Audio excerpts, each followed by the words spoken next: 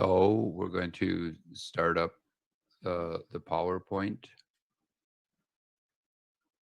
and just take me a second here to get it all ready to start the slideshow. Okay, I've been starting out with a little bit about myself, and so I want to show you where I live.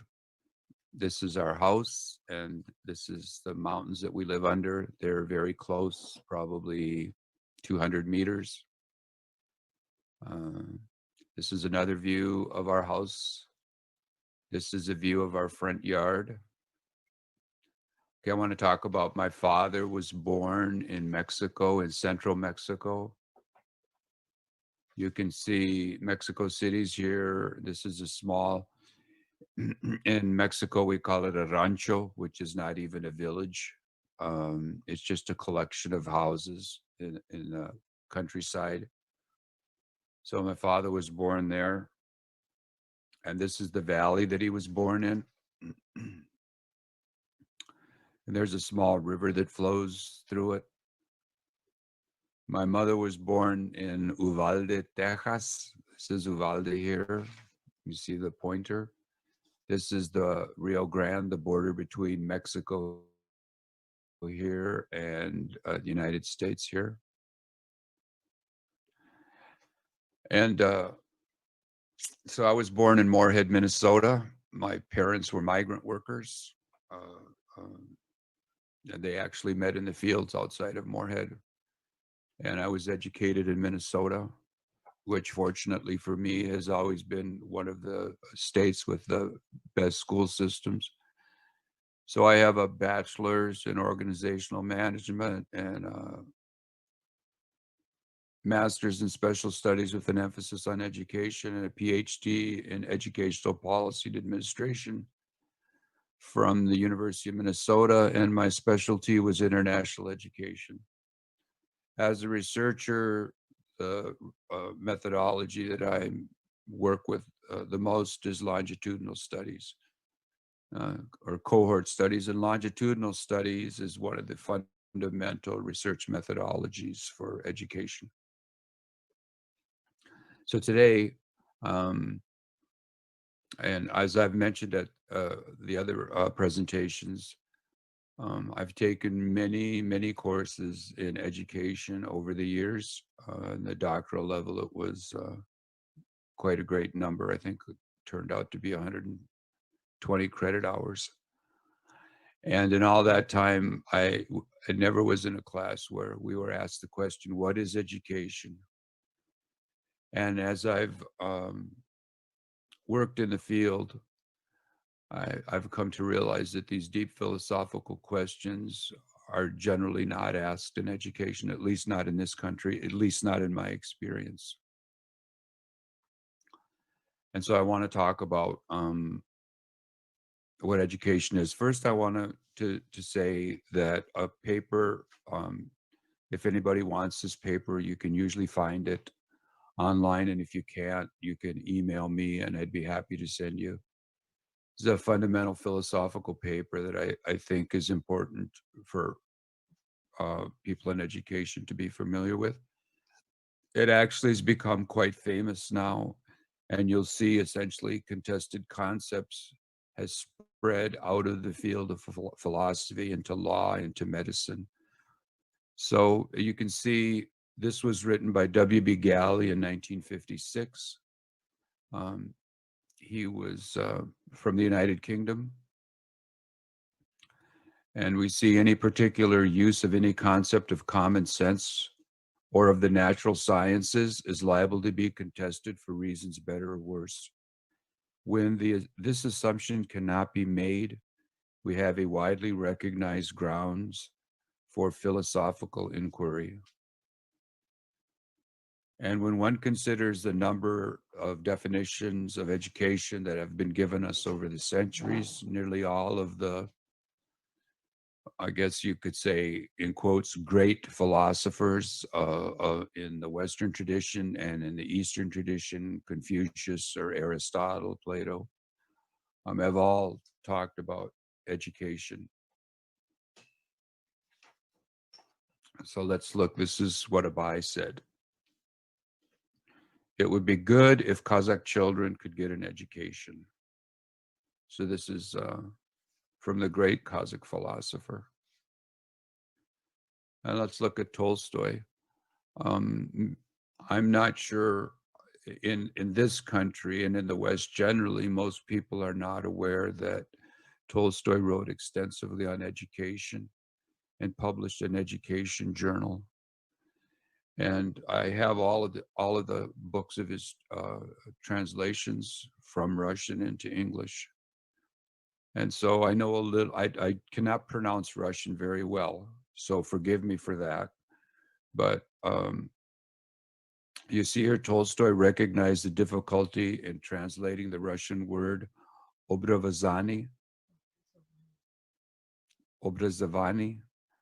I'm getting corrected by my wife. And this is what he said. This is one of the translations. Similarly, there is no word in English either which corresponds to the concept of obrazovani. So he was saying that the translation is very difficult for a word with such a far-reaching meaning. And so here's from two different translations. You can see the last sentence is the difference. Such words are education, culture, and instruction. This was by Wiener. And in Pinch's translation, we have training, education, and even tuition. And Pinch's translation is strange because the word tuition in commonly accepted English means the fees that you pay for education. So the question is, what is education? I'm not going to give a definition. I have a definition that I think what is education, but I'm not going to do that. I'm going to talk about how the world views education. So let's look first in the international arena. Education is a fundamental human right.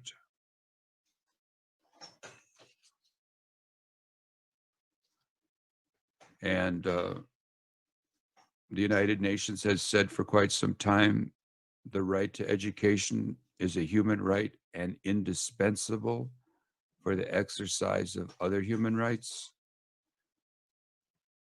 The United Nations also calls education a foundational right upon which many of the other rights are based.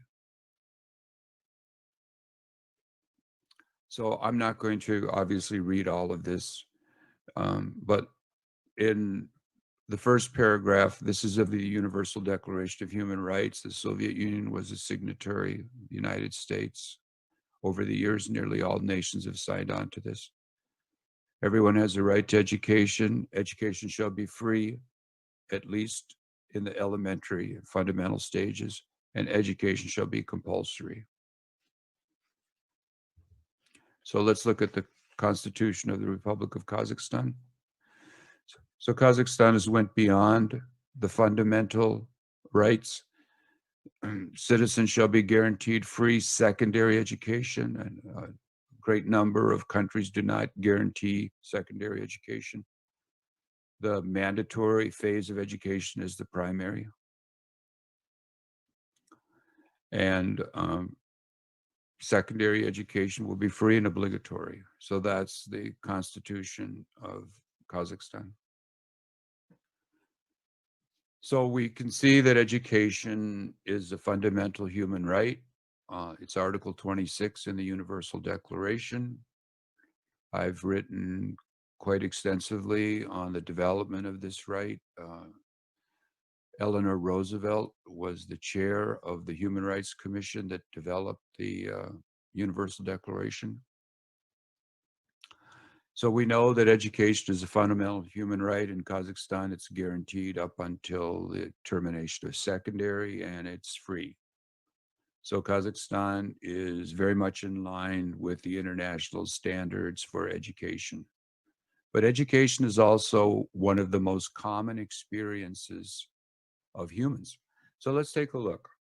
Worldwide, we have 1.7, almost 1.8 billion out of the 7.5 billion people that are on our planet are involved as students in some phase of education, either early childhood, pre-primary, primary, secondary, tertiary, the different forms of tertiary, either vocational tertiary or academic. So we have, so education is a common experience. It's one of the most common organizational experiences that humans have. And Kulian and I were discussing it yesterday, and she went to school in Almaty, and I went to school in Moorhead, Minnesota. But we both were in a classroom with 20 to 30 students. We both had a teacher who had training to be a teacher. We both had textbooks. So the language was different, but our experience of being of school is the same. It's the same all over the world. So it's a very common experience. It's something that is probably, hopefully, should bring people together. It should be one of the goals. And this concept comes from Geoffrey Vickers. And you can see what he says: participation in a national education system is quite possibly the most common human organizational experience.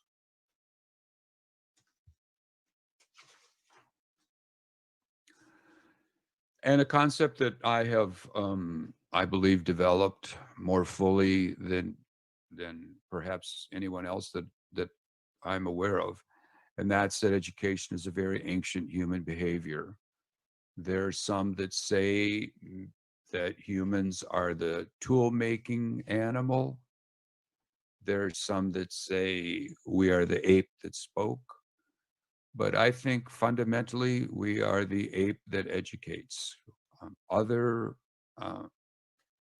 other animals educate their young, but none to the extent that humans do.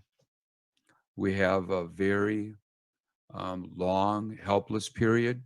Human children have a very long helpless period in which they accumulate a great deal of knowledge about the environment that they're going to be living in.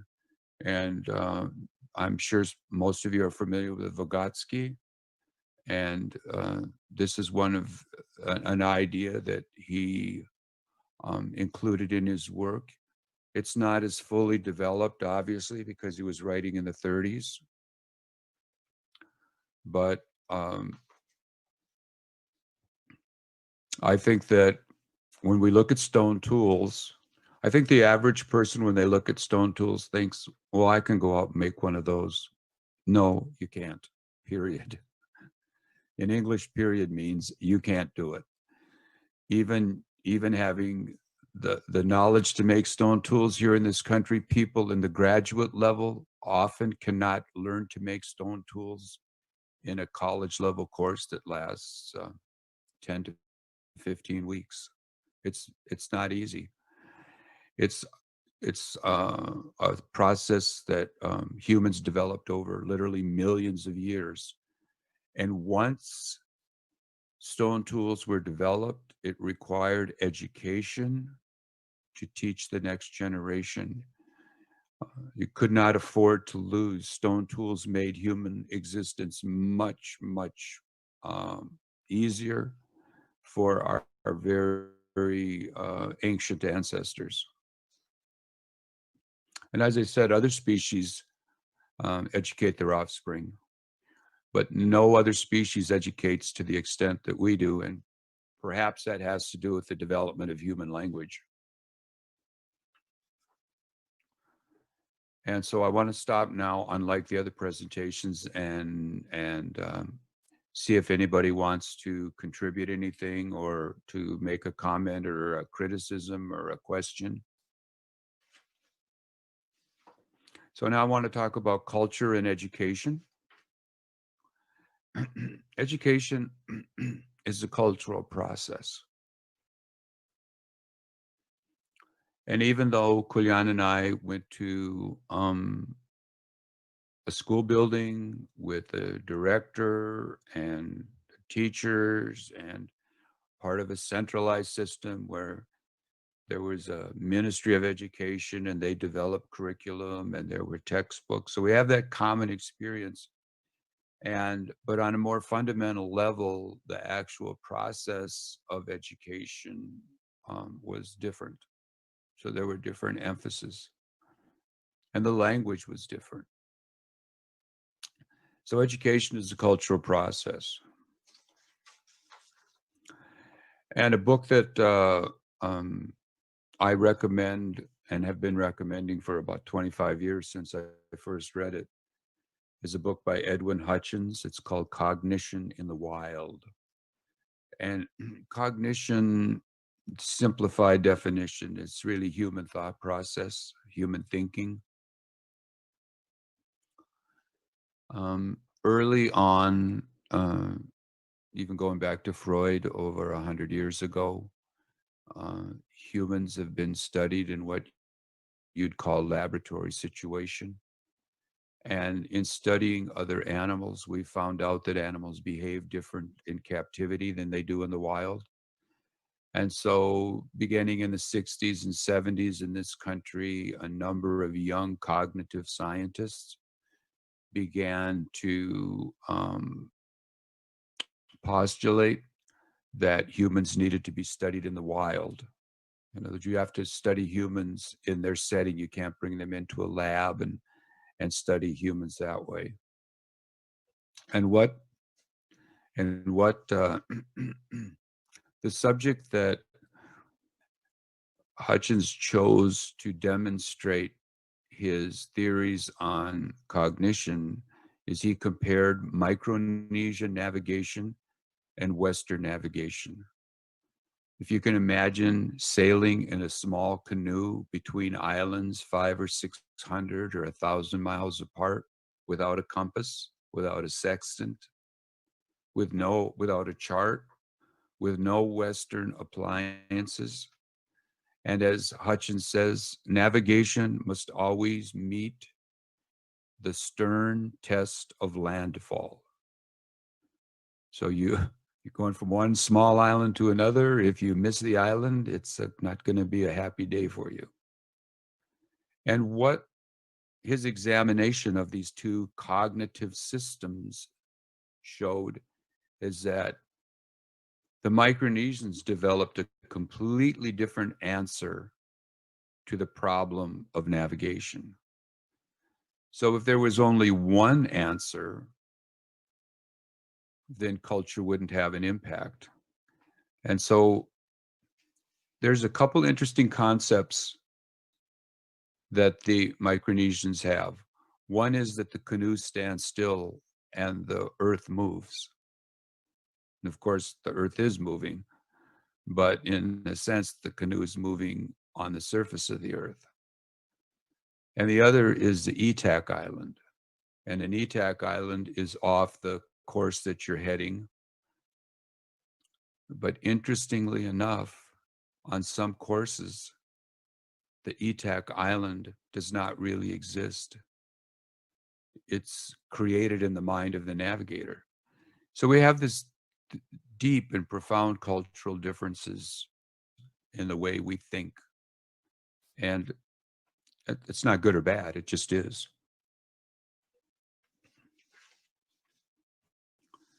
Another thing that I think Hutchins, and this I think is really important for educators. Often we humans tend to concentrate on the barrier, the skull, as being the barrier, the cognitive barrier, and that all human cognition exists within our brains. But that's not true.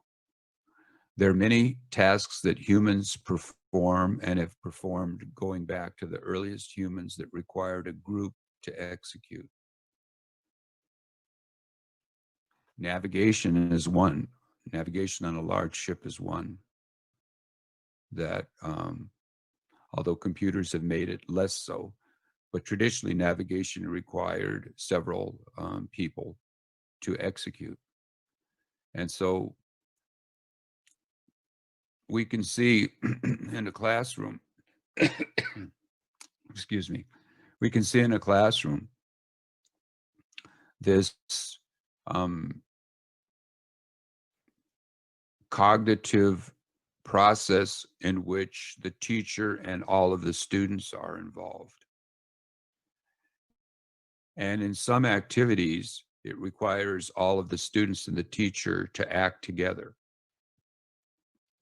And I think music is a really great example of a cognitive load that is shared among the participants. So if you're looking at a symphony orchestra, the violin players have to execute their cognitive task at the exact time that's required. If they don't do that, to some extent, you're going to get noise. So education is a cultural process. We we educate our children in our culture. It starts obviously in the home, and then it goes in their interactions with people outside of the home, whether they're part of their extended family or society, and then the child goes to school. And the choices of information and knowledge that a school imparts are different from country to country. Now, there's some areas like mathematics, obviously, that has less of a cultural uh, influence. But for example, you may not be aware that only two civilizations use the number zero, which we all know is fundamental to mathematics. It's a concept where if you don't have zero, you end up with Roman numerals. And since I read a lot of books from the 16, 17, and 1800s, the dates on those books is always Roman numerals. So I have to be going back and forth to figure out what the number is. So even in mathematics, you have in Mexico, you had the number zero, and in India, you had the number zero, the concept of zero that allows you to work with big numbers with placeholders. So even in math, there's a cultural component.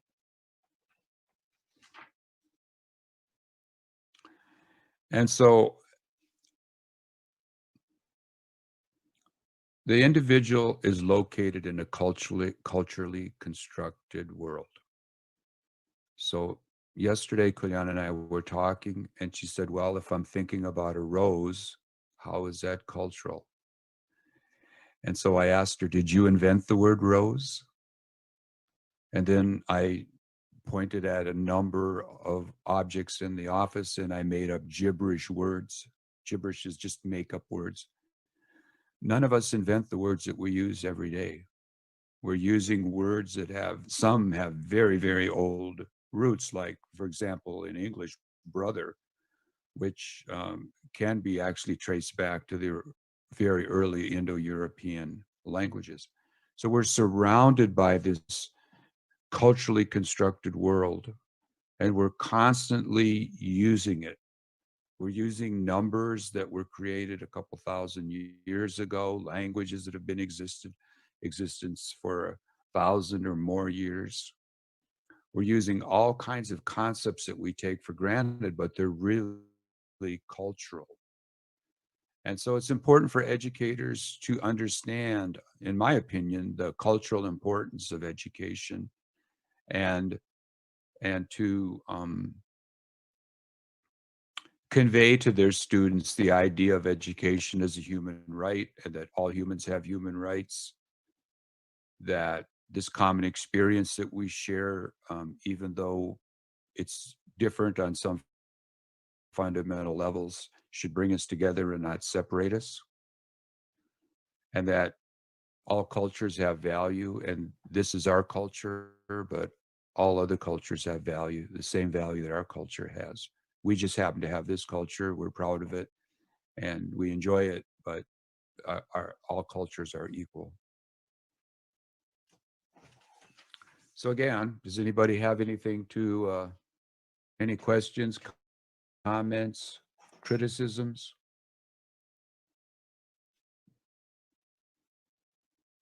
Okay. And you know, I'm wondering, I don't hear the translator. Well, we can hear Okay. the translator. Okay, good. So the question, is there a universal universal definition of education? Is that possible? I don't think so. My guess is that every one of us that are gathered here this morning probably have a slightly different definition. And to show you how many definitions of education there are,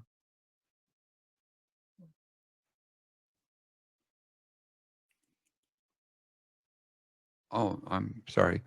In 1868, Henry Barnard, who was an indefatigable advocate of education in the United States in the 1850s and 60s and 70s,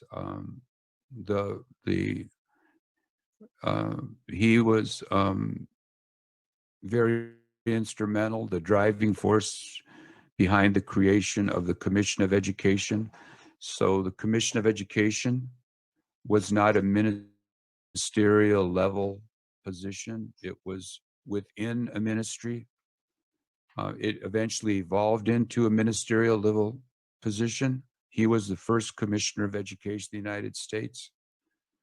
The report that this is taken from is the first report that he gave to Congress, which is almost 1,000 pages.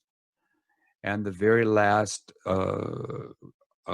entry in the report is the article entitled, "What is Education?" And what he did is gather together 28 definitions in 1868, and he could have gathered, I'm quite certain, many, many more, perhaps 100 more in 1868. And these definitions range from paragraphs to sentences to multi-paragraph. They're completely different. He tended to gather only definitions from the 19th century. So many of the philosophical definitions are omitted, and they were all European. He didn't get any from the Far East or from Central Asia or from India. And education is a question, you know,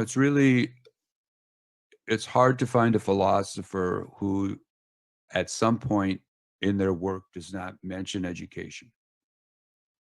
It's you can look at I've got I don't know, so many books from different philosophers, John Stuart Mill, Voltaire, Aristotle, Plato, Confucius, and there's in Japan.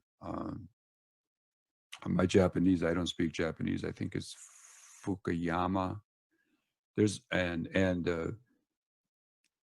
so philosophers have understood the fundamental importance of education to the human mind and the development of the human mind. So it's been a philosophical question. I think probably almost from the origin of the written word. So education is going to stay an essentially contested concept. And because it's essentially contested, there's no need to debate it. What we do is we increase our knowledge of what other people think education is. So there's really no reason to think that, well, my definition is the definition. And this is the best definition. It's better to accept that it's essentially contested. And hopefully when we accept that something is essentially contested, we understand that our knowledge about the subject can only grow as we find out what other people think about what education is. And so perhaps through our shared experience in the education system, we can agree on a couple things, and that is that education is a cultural process. It's a common experience. And most importantly, it's a fundamental human right. So I'm going to ask again, does anybody have any questions or comments or criticisms? I can't hear the translator, so if she's asking a question, I can't hear her. And I don't know why.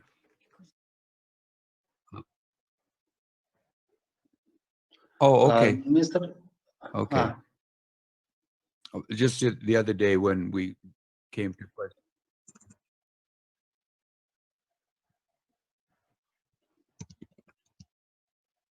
Okay. Okay, gotcha. So, looks like there's no questions. So I want to say thank you. I was hoping we could have some of the participants talk about what education is, what it means to them, and how they would define it. Пока люди думают, я бы хотел вот сам задать вопрос. У Ричарда Докинза есть книга, Okay. называется «Эгоистичный ген», и он там вводит понятие как культурный код. То есть, ну, влияние, да, культуры на, в том числе и образование. Он рассматривает вопросы влияния каких-то генетических расположенностей человека и сравнивает это с культурным кодом. И многие специалисты убеждены в том, что сейчас, ну, по крайней мере, да, люди считают, что культура влияет больше, чем, собственно, гены. Но хотя есть и люди, которые спорят с этой точки зрения, к сожалению, что происхождение человека влияет больше, чем его, скажем так, контекст его воспитания, контекст его становления как человека. Вот. Вы можете свои какие-то мысли по этому поводу сказать? Насколько вообще имеют место такие рассуждения, насколько они, возможно, опасны для общества? Well, you know, it's hard to talk about the present state of humans without sounding like a pessimist, but I very much enjoy life. I'm very happy. I've had a long life and a good life. Fortunate and to have done most of the things that I wanted to do. But having said that, the last 100 years of human existence have obviously not been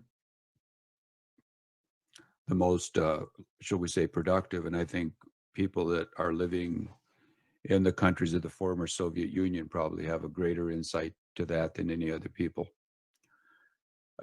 What Dawkins is saying, and Dawkins is not a cognitive scientist, but this is becoming more and more established in the cognitive sciences. But let's look at, if you look at it in an evolutionary sense, at some point in time in Africa, a human picked up a rock and did something with it and used it as a tool. And as humans began to understand that the sharp edge of a rock could cut into the hide of an animal that was otherwise inaccessible, because remember, we don't have the teeth to cut into to chew into a deer or any other type of mammal, really.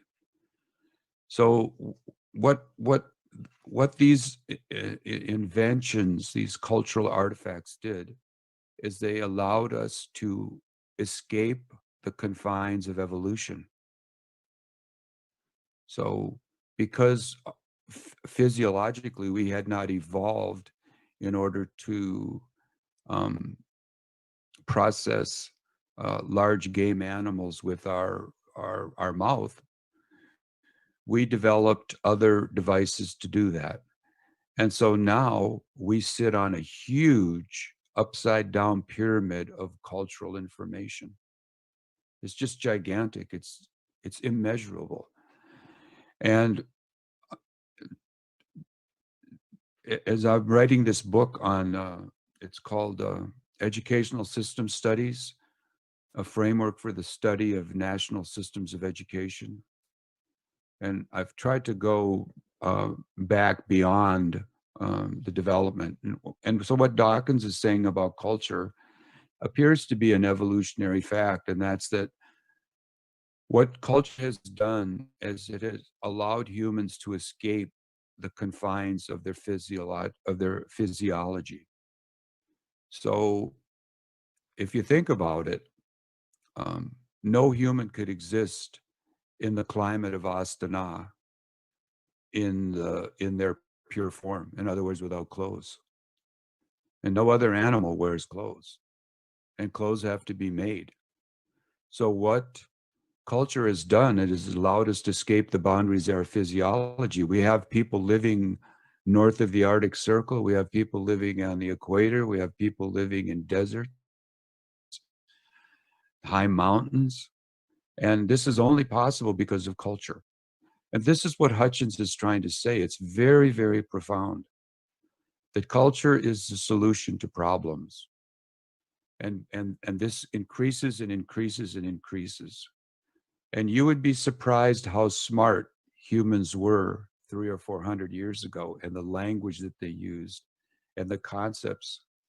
I'm just reading now about Adolf Quetelet, one of the founders of statistics. And when I read about him, I'm just positive that he'd love to come into my office and process the statistics in the way that I do all the time. I like to go on UNESCO database and download the latest information and take it apart and analyze it and make tables. And I'm sure he would like that too, and yet he's been dead for 150 years.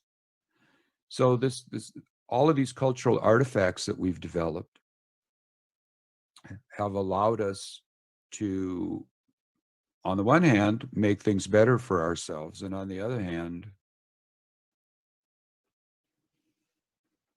Да, спасибо. Доктор Хок, прошу прощения сейчас.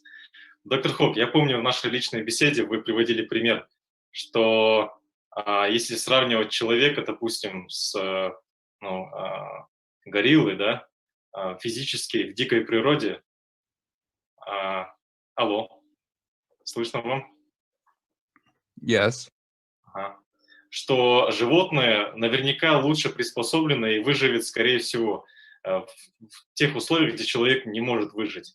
Но мы выживаем только за счет наших культурных связей, только за счет того, что мы общаемся друг с другом, и наши социальные связи имеют просто критическое значение.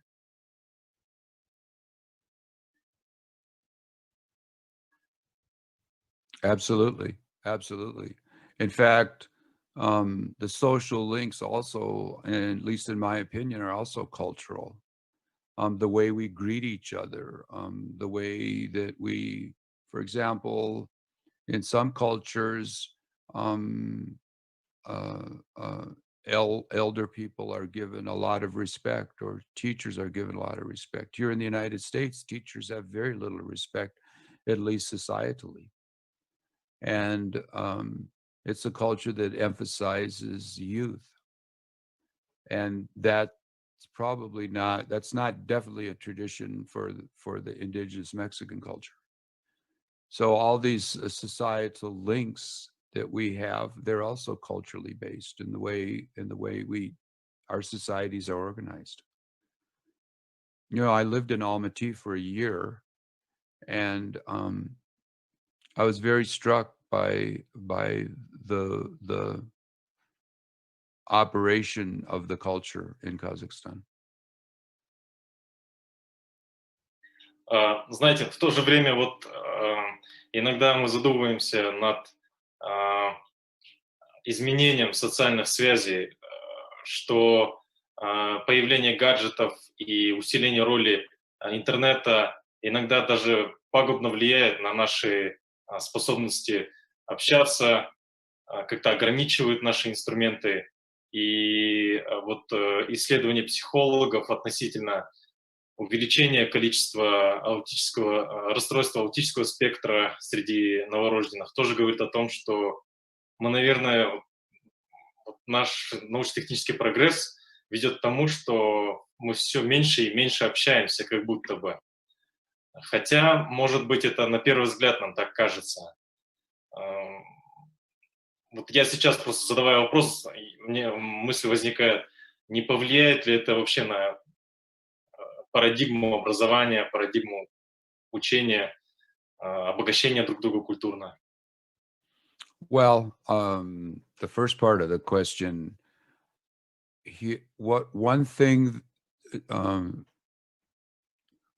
I use the internet to access books that are out of copyright.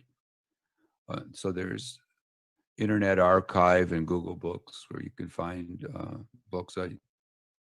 As I said yesterday or the day before, I'm scanning and looking at this stuff all the time.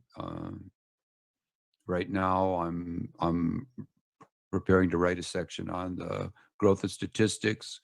Of course, the growth of statistics is very important for education because it gives us the numbers of education. So the internet, but there is a dark side of the internet, and I'm not sure if people in Kazakhstan are aware of this dark side of the internet in the United States. I'm not sure if it exists in German because I don't read German, I don't read Russian, but I read English. And there's a very dark side, a racist and a xenophobic side, incitement to violence.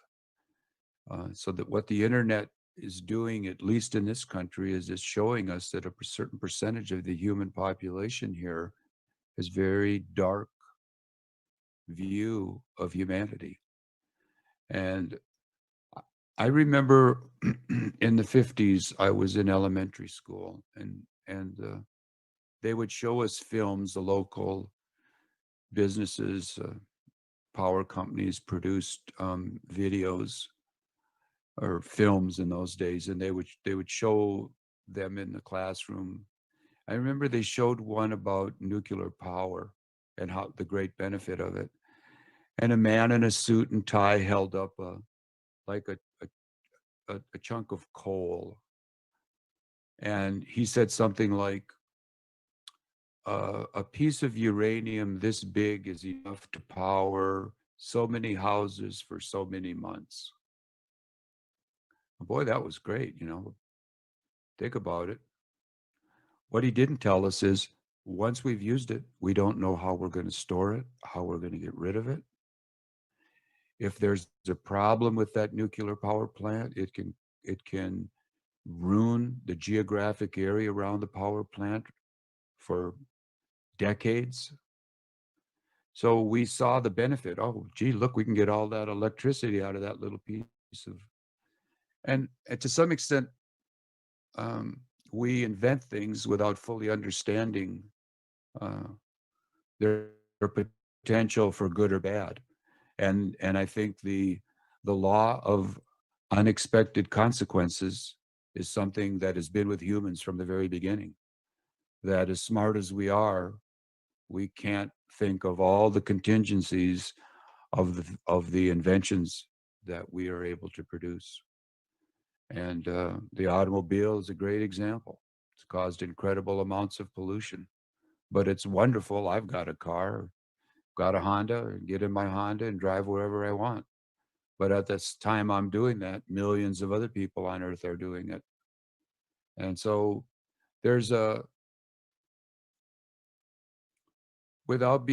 don't think optimism or pessimism has a role in science. I think optimism or pessimism may have a role in the human spirit and the human heart. But I think facts have to be looked at squarely. And oftentimes humans have a difficult time doing that because we have 7.5 billion people on Earth. The population doubled 2 times in the 20th century. How many more people the Earth can sustain is an open question. But Professor Bartlett from the University of Colorado made a very interesting statement. He passed away, I think, in 2013. If any aspect of global climate change is attributable to human activity, then the Earth has reached its carrying capacity for humans. That's so important, I'm going to say it again. If any aspect of global climate change is attributable to human activity, then humans have exceeded the carrying capacity of the Earth. Now, people might agree, people might disagree. I happen to think that that is logical and makes sense. Well, I in response to, I believe Almas' question, and that's that climate change is, obviously one of the most important questions facing humanity. And the traditional Kazakh culture, without denigrating any other cultures or raising up a culture, is obviously a culture that was very, very concerned with the environment. They had to be. Whether they wrote anything about the environment or not doesn't matter. They couldn't have lived the lives that they lived. The reference to Kazakh as nomads, in some minds is almost a denigration, but it's not. The Kazakhs had an orderly way of life. They had they tread very lightly on the earth, the same as Native Americans did. They did not leave huge marks on the earth.